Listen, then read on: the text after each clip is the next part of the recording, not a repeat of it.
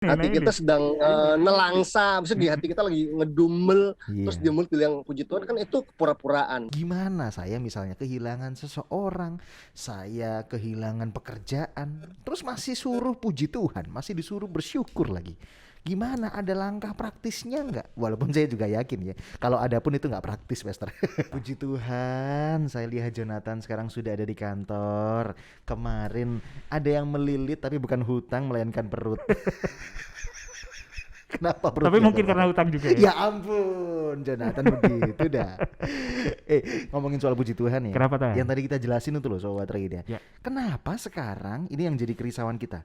Kalimat mengucapkan kata puji Tuhan itu kayak orang yang habis dapat berkat, diluputkan dari masalah, diluputkan dari kecelakaan, dapat durian runtuh dalam tanda kutip gitu ya. Oke. Kok diucapkan hanya kondisi seperti itu saja? Ya. Kita bisa nggak sih ngucapin puji Tuhan dengan tulus ya, bukan framing, dalam kondisi apapun?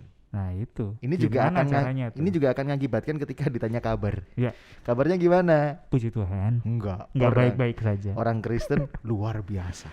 Gitu. Iya. Luar biasa. Tapi hatinya iya apa enggak tuh, puji Tuhan. Aduh. Maka dari itu kita hari ini bicara sama siapa, Jo? Kita akan bicara bersama Pastor Ferry Velani dari GBI City Jakarta. Kita mau sapa dulu Pastor Ferry. Shalom. Halo Pastor. Shalom Bro Nathan, Bro Jonathan, dan seluruh sobat Bahtera Yuda dimanapun kalian berada. Terima kasih sudah join. Ini juga saya mau tanya sekaligus bertanya soal pertanyaannya, soal pembahasannya. Ya? Yes. Langsung. Kalau ditanya kabar, Pastor Ferry, misalnya kondisi sedang nggak baik, kondisi sedang mungkin lagi ada masalah. Kalau ditanya kabar, orang Kristen yang sesungguhnya harusnya jawab gimana, Pastor?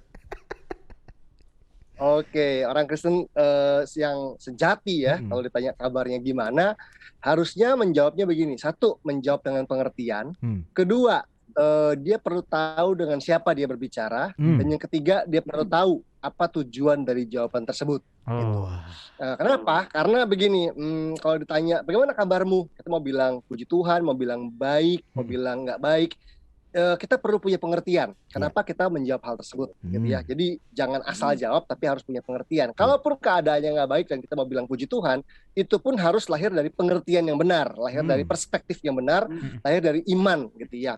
Nah, tapi juga tergantung bagaimana siapa yang sedang mengajak kita berbicara, gitu ya. Mungkin ada kalanya kita sebagai orang percaya kepengen adanya tentang keadaan kita. Gimana kabarnya? Wah, lagi nggak baik nih, lagi begini. Tapi kalau lawan bicara kita tidak tepat, gitu ya, adalah orang yang tidak bijak, tidak dewasa, akhirnya kita akan mendapatkan komentar-komentar yang nggak baik. Dan bisa jadi hal tersebut menjadi memperbesar masalah, kita merasa dihakimi, atau cerita kita disebarkan. Mungkin itu adalah privacy ya, masalah pribadi yang nggak perlu semua orang tahu, karena menyangkut orang lain juga, terus malah jadi gosip dan sebagainya. Berarti kan harus tahu dong dengan siapa kita berbicara. Dan berikutnya kita perlu tahu juga tujuannya apa. Kalau mau konseling ya harus terbuka, kalau mau di mentor harus terbuka. Tapi kalau misalnya orang tersebut bukan orang yang bijak untuk kita ceritakan masalah kita, mungkin cukup menjawab baik, oke lah ya, gitu ya. Gimana kabarnya? Baik. Artinya begini, keadaannya nggak baik, tapi kalau saya masih sampai sekarang masih bisa berdiri dan hidup aja, itu udah baik lah, begitu ya. Betul. Jadi di situ perlu tahu lah tiga hal tadi, menjawab dengan pengertian, mengerti, tahu siapa lawan bicara kita, dan tujuannya atau motif kita apa menjawab. Itu dia. Luar biasa. Pastor Ferry gimana kabar? Ya, kalau Pastor Ferry, bagaimana kabarnya, Pastor? Luar biasa, awesome. Berarti nggak mau cerita ke kami. Bukan Kita masih childish kayaknya. Pencitraan. Bukan, ini buat umum soalnya. Iya, ini lagi di video. Kalau konseling ya nggak gitu dong, ya kan? Dan konseling juga bukan sama kita juga. Tapi balik lagi ke topik ya. Gitu ya, Cuy. Bener. Orang bales kabar, nggak bales gimana kabar tuh, nggak gampang loh, ya kan? Harus mikir dulu, bener. Ngomongin apa adanya, apalagi bukan orang yang dekat, nanti salah. Betul. Atau misalnya ngomongin cuma luar biasa, tapi di hati luar biasa opo, ya kan? Itu juga salah. Biasa di luar. Ya, jadi harus punya pengertian. Jadi pengertian ini nanti akan munculin tulus ngomongnya. Kalau baik ya baik, gitu. Betul. Terus dengan siapa kita bicara, tepat sasaran. Betul. Dan itu penting untuk kita perhatikan. Oke, puji Tuhan zaman now. Betul. Itu yang kita bahas hari ini. Iya. Itu kayak kesannya itu waktu dapat berkat baru ngomong puji Tuhan. Waktu diluputkan dari Ya. masalah, Puji baru Tuhan. ngomong puji Tuhan. Nggak COVID, puji Tuhan. Hasil negatif tes gitu kan, puji Tuhan. Saya nggak negatif dulu Pak. Positifnya lama banget saya. Nah, kalau tanggapannya Pastor Ferry tentang hal ini gimana tuh, Pastor? Ya, kalau keadaan kita baik, kita diberkati, kita disembuhkan, kita mengalami mujizat dan kita bilang puji Tuhan, tentunya boleh aja. Iya. Itu tentunya baik. Tetapi kalau hanya itu saja gitu ya, hanya dalam keadaan-keadaan baik saja kita bilang puji Tuhan, berarti kita belum bertumbuh gitu. Karena firman Tuhan mengajarkan kita untuk mengucap syukur dalam segala keadaan. Tetapi seperti kita tahu juga, kita juga nggak boleh asal menjawab puji Tuhan luar biasa yes kalau ternyata hati kita nggak begitu kan begitu. Hati kita sedang nelangsa, maksudnya di hati kita lagi ngedumel, terus di mulut bilang puji Tuhan, kan itu kepura-puraan. Jadi poinnya di sini bukan jawaban. Kita perlu melatih rohani kita perlu melatih iman dan perspektif kita. Misalnya di Yakobus 1 nih, Yakobus 1 ayat yang kedua bilang begini, saudara-saudaraku, anggaplah sebagai suatu kebahagiaan apabila kamu jatuh ke dalam berbagai-bagai pencobaan. Jadi Yakobus mengatakan kamu harus menganggap sebagai suatu kebahagiaan waktu kamu mengalami berbagai masalah, kan kira-kira begitu kan. Nah, menganggap sebagai suatu kebahagiaan itu apa? Pura-pura? Bukan, tetapi mengubah perspektif kita tentang masalah. Nah, tentunya itu kan nggak instan. Berarti kita harus bertumbuh setiap hari untuk bisa melihat masalah kita dalam perspektifnya Allah. Kata problem itu berasal dari kata Yunani pro-balein, pro dan balein. Pro itu artinya forward, balein itu artinya to throw, melempar gitu. Jadi pro-balein itu artinya melempar ke depan. Problem sebetulnya kalau kita pahami, tujuan Tuhan memberikan masalah adalah untuk melempar kita ke depan supaya hidup kita lebih maju, lebih baik dan sebagainya. Tetapi kan itu harus dibangun perspektifnya. Kita nggak akan bisa bilang puji Tuhan dengan tulus di tengah masalah. Itu sebabnya kita harus melatih yang namanya awareness ya, kesadaran akan kehadiran Tuhan, kesadaran akan penyertaan Tuhan di tengah masalah, dan mengenal Tuhan gitu di dalam segala aspeknya, sehingga ketika kita punya masalah kita bisa bilang puji Tuhan bukan karena keadaannya sudah baik, tetapi karena kita percaya bahwa keadaannya akan baik-baik saja karena Tuhan menyertai kita. Disitulah iman mengenal Tuhan. Oke. Masalah perspektif nih Jo. Betul. Ya kan? Problem. Saya tertegun tadi. Masalah problem. Jadi melempar ke depan. Tapi jangan cari problem ya. Jangan cari problem. Saya nggak ada masalah, saya cari masalah. Itu bukan melempar ke depan, itu melempar kita ke kondisi yang lebih buruk lagi ya. Jangan cari masalah kalau nggak ada masalah. Hidup ini udah berat soalnya. Jadi masalah sudut pandang hidup. Masalah memang berat, mungkin kita kehilangan sesuatu atau seseorang, atau bahkan kita sedang menderita karena satu hal gitu ya.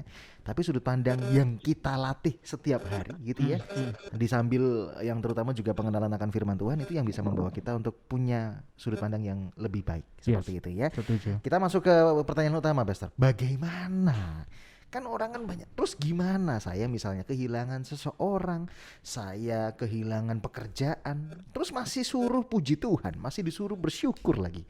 Gimana, ada langkah praktisnya nggak? Walaupun saya juga yakin ya, kalau ada pun itu nggak praktis, Pastor. Gimana, Pastor Ferry? Ya, untuk bisa bersyukur dalam segala keadaan, untuk bisa bilang puji Tuhan di tengah masalah, itu perlu yang namanya persiapan dan kesiapan ya. Artinya kalau sekarang ngalamin masalah terus kita langsung bilang puji Tuhan mungkin sulit gitu. Tapi coba buat teman-teman yang hari ini belum mengalami hal yang buruk, dari sekarang persiapkan diri, artinya bertumbuhlah, kenal Tuhan. Kan kita malas untuk mengenal Tuhan, belajar kebenaran, supaya nanti ketika problem datang, nah disitulah kita bisa mengatakan puji Tuhan. Kenapa ya? Kita belajar dari Ayub misalnya gitu ya, kita belajar dari Daud misalnya gitu. Kenapa Ayub bisa berkata Tuhan yang memberi, Tuhan yang mengambil, terpujilah nama Tuhan, karena dia mengenal Tuhan. Nah, kita harus belajar dari Ayub supaya kita mengenal Tuhan dengan cara yang sama dengan Ayub. Demikian juga dengan Daud begitu ya, atau para pemazmur deh begitu. Itu kan mazmur adalah sebenarnya kita paling jujur ya yang bicara soal perasaan manusia, marah ya nyanyi, sedih ya nyanyi, bersukacita ya nyanyi. Tetapi di balik nyanyian tersebut kan sebenarnya ada pengenalan akan Tuhan, Tuhan yang membela, Tuhan yang melindungi, Tuhan yang menyertai. Bahkan ketika pemazmur berseru, di mana engkau Tuhan gitu ya, jawablah doaku, dengarlah doaku, kenapa kau berdiam diri. Itu kan semua ungkapan perasaan, tetapi akhirnya menemukan jawabannya bahwa mereka mengalami Tuhan. Nah, disitulah yang perlu kita lakukan sebagai sebuah persiapan. Jadi jangan baru mau persiapan ketika masalahnya sudah datang gitu. Ya walaupun kalau udah datang ya tentunya belum terlambat juga lah ya, walaupun terlambat tapi ya udahlah gitu. Tapi jauh lebih baik kalau kita mempersiapkan diri jauh-jauh hari sebelum masalah datang, kita sudah membangun mentalitas kita, cara berpikir kita, sikap hati kita, sehingga ketika problem terjadi kita tidak punya yang namanya victim mentality gitu, mentalitas korban. Bahwa kita merasa bahwa gak ada yang peduli sama gue tuh kayak gini dan sebagainya, mengeluh gitu ya, bersungut-sungut dan sebagainya. Justru disitulah kita bisa menguji hasil dari belajar kita. Namanya seorang murid selama ini belajar kebenaran, menghidupi, dan bukan cuma tahu ayat gitu yang namanya belajar itu, tapi mengubah prinsip hidup, merubah keyakinan gitu ya, apa yang kita percaya itu berubah karena firman yang kita renungkan. Nah, itu yang akan mengubah keadaan kita. Itu yang akan membuat kita bisa mengucap syukur dalam segala keadaan ketika bahkan keadaannya berada dalam lembah kekelaman. So, dari sekarang harus persiapan sih. Kita diingatkan hari ini Sobat Rida, persiapan. Berapa banyak dari kita ketika hidupnya baik-baik saja kita lupa Tuhan, ya kan? Saya jadi ingat ya, orang yang lagi bergumul semua ibadah dijalanin. Ibadah umum 4 sesi ya kan, ibadah remaja. Kalau misalnya dia pria, kaum wanita dia datang. Tapi ketika semuanya sudah sukses, semuanya sudah clear gitu ya, nggak datang ibadah, ya kan? Undur satu-satu. Terus punya alasan, saya nggak datang ibadah, tapi kan saya kirim perpuluhan. Ada lagi tuh tipe kayak gitu. Bener kan Pastor Ferry? Ya kan? Saya nggak datang ibadah, tapi saya kan sudah persembahan. Banyak lagi. Itu bukti dari kesuksesan saya loh. Itu yang salah ya. Nathan bikin topik baru nih. Kenapa sih? Boleh. Ada yang bahas soalnya. Kita masih bicara bersama Pastor Ferry, Jonathan. Kesimpulan mungkin Pastor Ferry, bagaimana saya tetap bisa mengucap puji Tuhan saat di dalam lembah kekelaman keadaan seperti ini? Ngucap gitu loh Pastor, ngucapnya tulus lagi. Jadi bukan framing, bukan nggak mau dilihat susah gitu ya. Tapi benar-benar saya susah, tapi saya mau tulus bicara puji Tuhan. Gimana caranya? Yes, kesimpulannya adalah kenali diri Anda, kenali kapasitas hati Anda gitu ya. Karena ada orang-orang yang memang dari dulu sudah terlatih hatinya mengenal Tuhan dan sadar akan kebaikan Tuhan, sehingga buat dia lebih mudah untuk mengucap syukur dalam segala keadaan, mengatakan puji Tuhan dengan tulus. Tapi coba jujur dulu sama diri kita, saya tuh sebenarnya orang seperti apa sih? Nah, kalau waktu kita mengenali, ternyata saya adalah orang yang gampang mengeluh, gampang bersungut-sungut, nanti bilang Tuhan baik, Tuhan nggak baik. Nah, begitu kita kenal diri kita, atasi apa yang pemahaman dan keyakinan yang keliru, supaya kita membangun pengenalan akan Tuhan di dalam kita, supaya kita bisa mengucapkan puji Tuhan dengan tulus, dengan sungguh-sungguh di tengah keadaan yang nggak baik. Karena teman-teman semua, yang namanya hidup ya, problem itu adalah bagian dari journey kita, dalam perjalanan kita. Kita nggak akan bisa menghindari yang namanya lembah kekelaman. Dia akan datang. Walaupun kita nggak mengundangnya sekalipun, satu kali masalah akan muncul, titik nol akan datang gitu, entah itu kapan. Tapi siapkan diri kita gitu dengan firman Tuhan yang kita pelajari sungguh-sungguh, supaya kita boleh punya kesadaran penuh akan kehadiran Tuhan dan penyertaannya dalam hidup kita, sehingga ketika lembah kelam datang kita bisa berkata puji Tuhan dengan sungguh-sungguh, dengan tulus, dan puji Tuhan tersebut betul-betul bisa dilihat orang lain, jadi kesaksian dan memberkati orang lain. Wow. Kenali diri kita, Sobat Rida. Yang tahu diri kita ya diri kita sendiri. Kalau kita lagi nggak beres, ya obatnya, cara ngatasinya kita yang tahu. Kalau kita misalnya kurang muatan rohani, baca firman, dengarkan firman. Di Bahtera Yuda FM juga ada. Kalau misalnya kita butuh kekuatan, baca firman, dengarkan firman. Di situ juga ada. Narasumber kami, Pastor Ferry Felani, ada juga di Instagram. Betul. Anda bisa kenalan, Anda bisa follow dulu di Ferry Felani, ya, FERRY Yes, narasumber yang barusan memberkati kita, silakan di-follow di situ ya. Pastor Ferry, kita ngobrol singkat pada jelas, tapi semoga ini boleh jadi pesan yang nyampai ke Sobat Bahtera Yuda ya, Pastor ya. Makasih banget Pastor Ferry. You are listening to pujian terbaik yang memberkati 96.4 Bahtera Yuda FM. The sound of faith, hope, and love.